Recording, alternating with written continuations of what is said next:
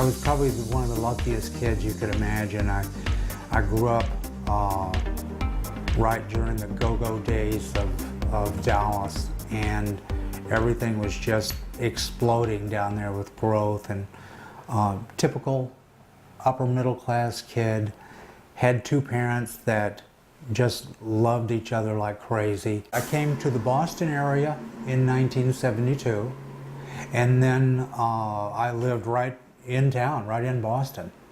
And then in 1988, we came here to Marblehead. So we've been here that's nearly 30 years that we've been in Marblehead. One of the things I got interested in was the whole natural foods movement. Tim, we met in a laundromat of all things. Yes, exactly. What a cool place to meet somebody.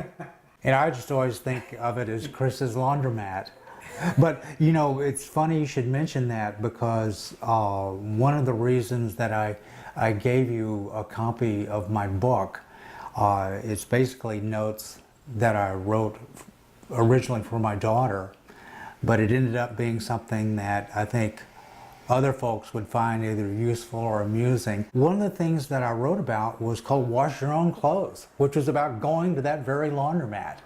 So what initially drew you to Marblehead? You were adapted to the Northeast, New England, Boston, the hub per se, this kind of different kind of culture that I'm sure Dallas, where you grew up. Yep. What was it that kind of pulled you into the Marblehead area? But I ended up falling in love with the Four Seasons, better quality food, and Marblehead is sort of like a microcosm of all of New England and the Northeast. It's like the best of the best is all here in Marblehead. Again, one of the chapters that I have in my book is called Live Where Other People Vacation. I mean, if I ever need a vacation, I can just step right outside my door and take a walk. And this town is just loaded with things that people come from all over the world to see what we get to see every day. In a sense, you don't have to pack a bag, Tim. You can just stay right within a, 2-mile radius? Is that pretty much what it is? That's what it's all about. When I met you at the laundromat, you handed me this book. It's called Notes on Living Life Well, Tim Correct. Goodwin. Yes. And you told me you wrote it for your daughter. So tell me about the book and initially how it got going. Marblehead is the perfect place to inspire this kind of book. And one of the things I think a lot of people in Marblehead enjoy doing, and I know I enjoy doing maybe the most, is just getting out and walking around town. And one of those days it hit me, walking is one of those incredible things that's a good example of the little small things in life that make everything else so much easier. Yes, it can make things a lot healthier, but it can make things easier. And then more and more things started coming to me about, sort of what walking was all about. Was it doesn't cost anything. You don't need government permission to do it. You don't need a spouse. You don't need a boyfriend or girlfriend. And it's something that you can do anytime that you want. And one of the things that came to me along with walking is, well, what are some of the other less obvious things that are seemingly small but have a huge impact on our lives? And I thought, well, I need to write that down some way. And then I was thinking, well, how should I write it? And well, I'll just write some notes. And well, who are the notes to? And I'll write it just like I would write notes to my daughter. And that's how I came up with Notes on Living Life Well. It's a whole collection of things that are easy and simple for people to do. And I'm one of those guys that I like to avoid hard work. So everything in here is pretty darn easy. Now, you said when we were setting up for the interview today that the book would not have happened if it weren't for Marblehead. Why is it Marblehead is what was the catalyst for this book to come to life? That goes to the heart of one of the things that I enjoy most here in Marblehead, and that's just getting out and walking around. And like a lot of people, I see people walking here all the time, and I can see why, because I think what a lot of them are doing is, thinking, clearing their head, sorting things out, And ultimately, I think that's one of the reasons that we're here on this planet, is we're trying to sort things out, think things through, move forward.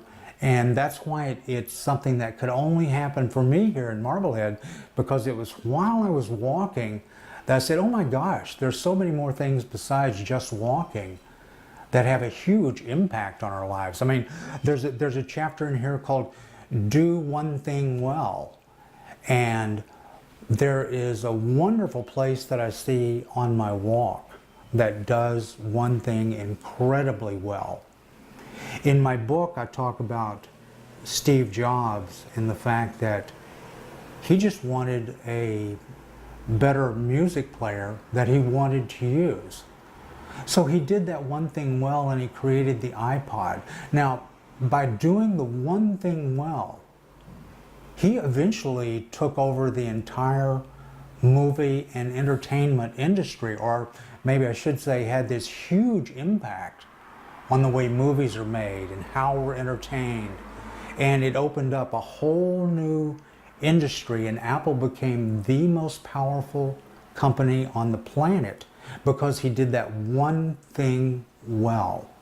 And right here in Marblehead, there's a place I pass every day on my walk. It's at the corner of State Street and Front Street.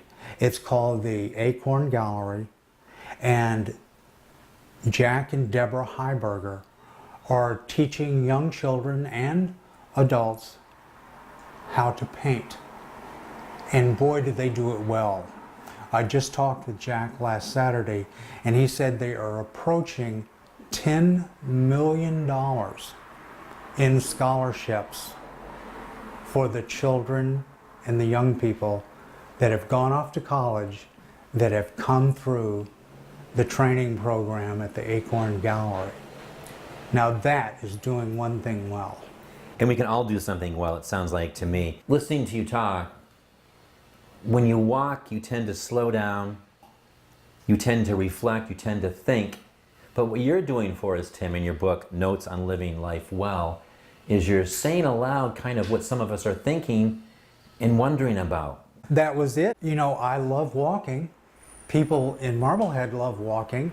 There are so many other things besides, besides doing one thing well and living where other people vacation. That's a chapter in the book about, why I live in Marblehead. Now, also, I'm a person that likes to stay where I am. I don't enjoy travel, so it makes going on vacation easy for me because all I have to do is just walk out my door, and I feel like every day, I'm on vacation here. Tim, you say you forgot most everything you learned in school. Yes, that's something that coming up with with that idea.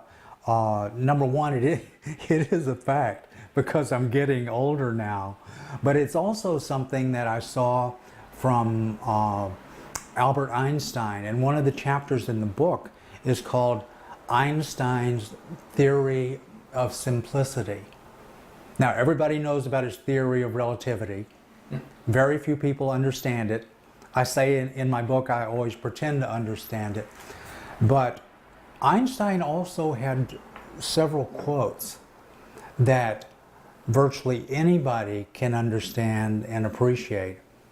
And a couple of his things related directly to our education. And one was, he was very famous for saying, information is not knowledge, and the only source of knowledge is experience.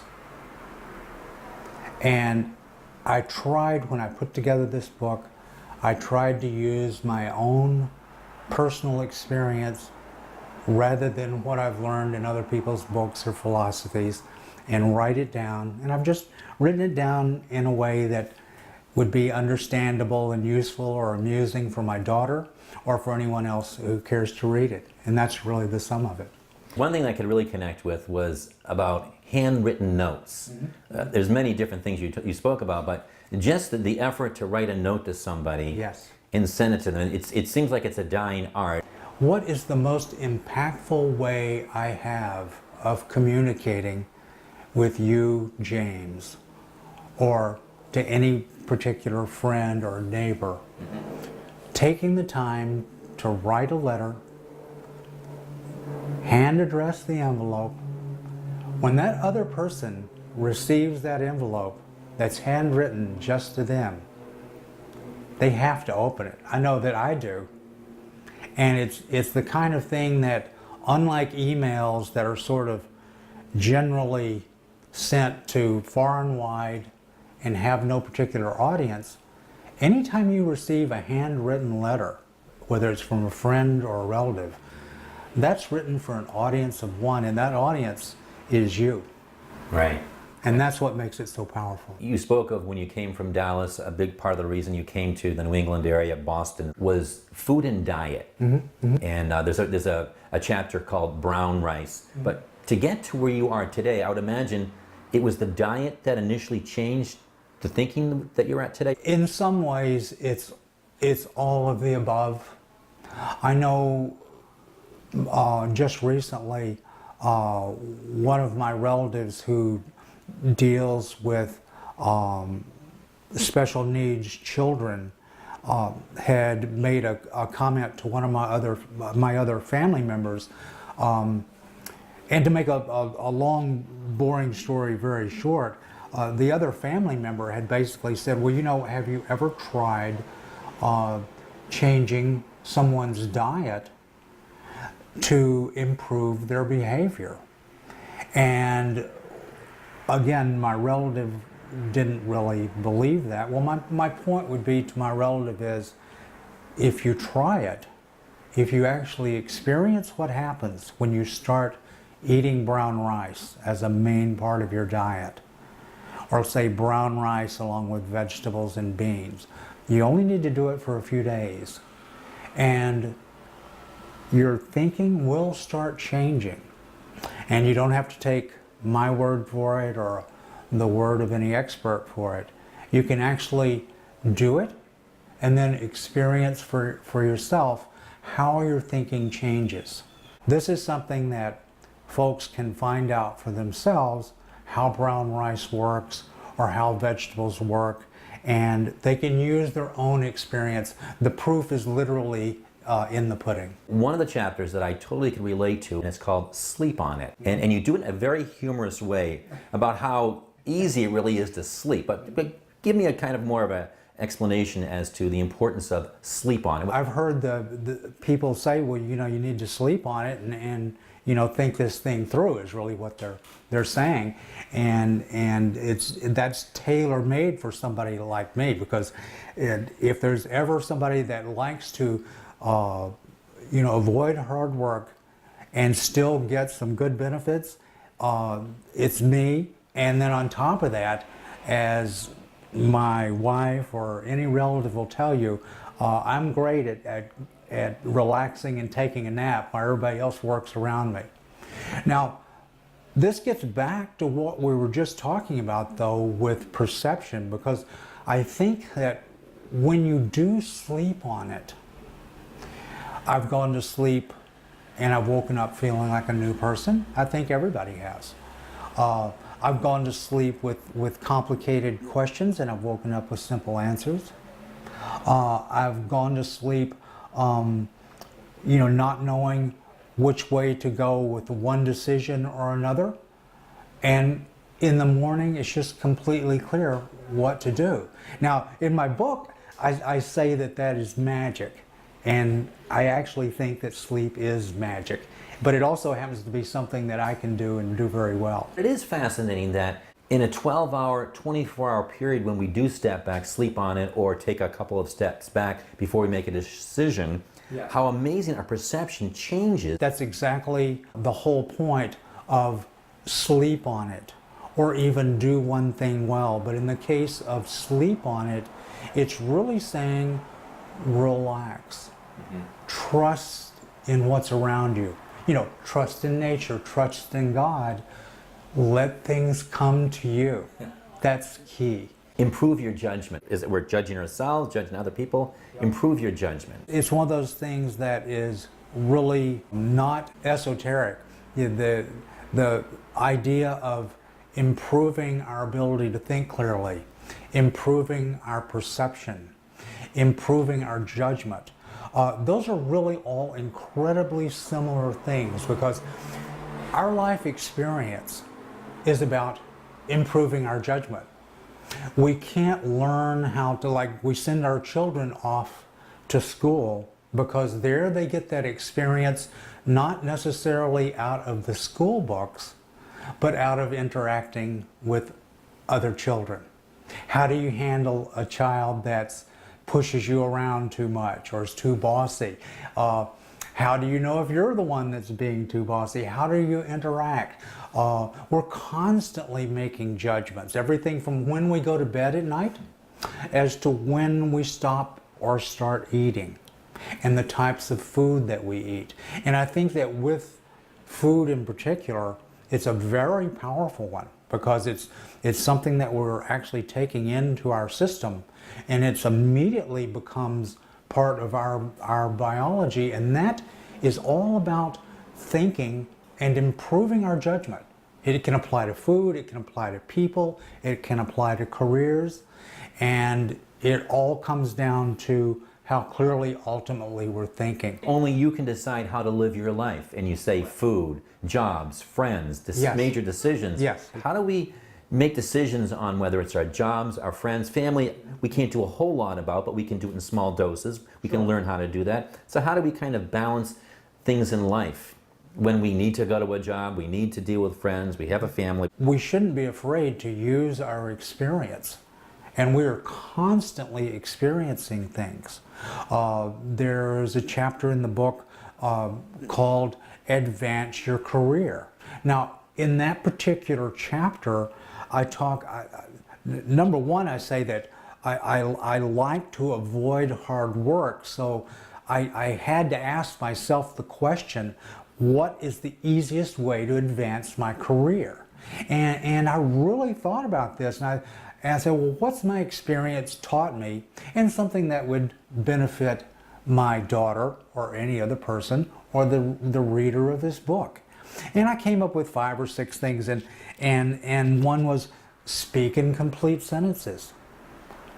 Like handwritten letters, speaking in complete sentences is becoming a lost art form. Another one was, it was a little silly, but it was called wear khaki pants. They work everywhere. The British built a global empire wearing khaki pants, and a well-tailored pair will make you feel like you can too. Another one was answer your phone. How many businesses have you finally said to yourself, I've had it, I've had enough, I'm never doing business with that person or business again because they do not answer their phone? So answer your phone. When you do, it really does tell people their call is important. Well, people want to relate to a person. They want the human touch. It goes to the old-fashioned, the hardware store where you can walk in Yes. completely lost, Yes. and somebody says, may I help you? Yes, exactly. It's that human basic interaction. Nothing else is as powerful as that in advancing your career. And then the last 2 things that I had was look good, because people will judge your appearance more harshly than they judge themselves. You know, it may not be fair, but it is human nature. And the very last thing Bill Belichick would be proud of is do your job. Do that, and you'll be one of the rarest and most valuable commodities in any workplace. You know, let others keep, forwarding vague emails and pretending to look busy. Just do your job and advance your career. Notes on living life well initially was for your daughter. Yes. What kind of reaction has your daughter given you? She and everyone, young people now in the workforce, older people now in the workforce, you have to keep your focus on the things that you can control. And just like you said a moment ago, other things are going to go on around you. But just do your job, keep your focus on the things that are within your own control, and then let the chips fall where they may. Who or what situations in your life have initially inspired you? If you're looking at your life, is there one event, one person, one particular type of upbringing that brought you to the person you are today that still carries you through? Well, I was so blessed when I was growing up. I had two wonderful parents. They absolutely loved each other. So I had a very warm and loving home. It gave me a feeling that I was basically safe and secure almost anywhere. Those two are a real inspiration to me. And they gave me the feeling of, you know, there's no need to just settle on where you are. Take wherever you are and make yourself a better person tomorrow than you are today. And that was a real inspiration for me.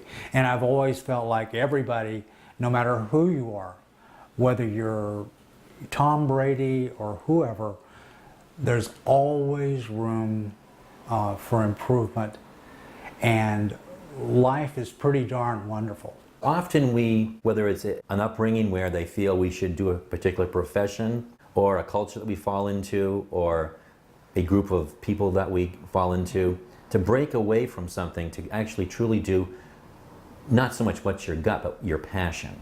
Yes, yes. Boy, you could have written this book for me. I should have called you a few years ago. You could have done that. That's exactly right.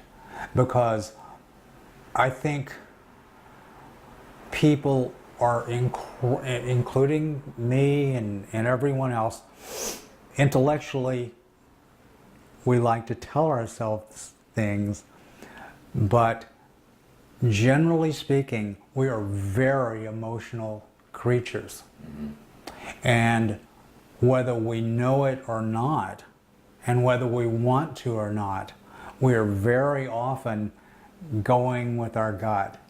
And it's about getting that experience under your belt, so to speak, to trust and know when something is leading you down a destructive path or is leading you along a more constructive path. And I think all we can use is ultimately our experience to take action on what our gut is telling us. And we can make mistakes along the way. Absolutely. I've talked to my daughter, I don't know how many times, where life is just like doing a painting. Each brushstroke is a brushstroke.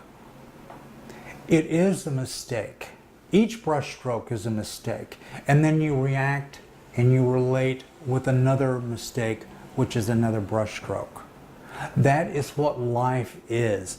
And if you put down the right relationships, if you keep responding to those mistakes in the right way, you ultimately turn your life into like a Rembrandt.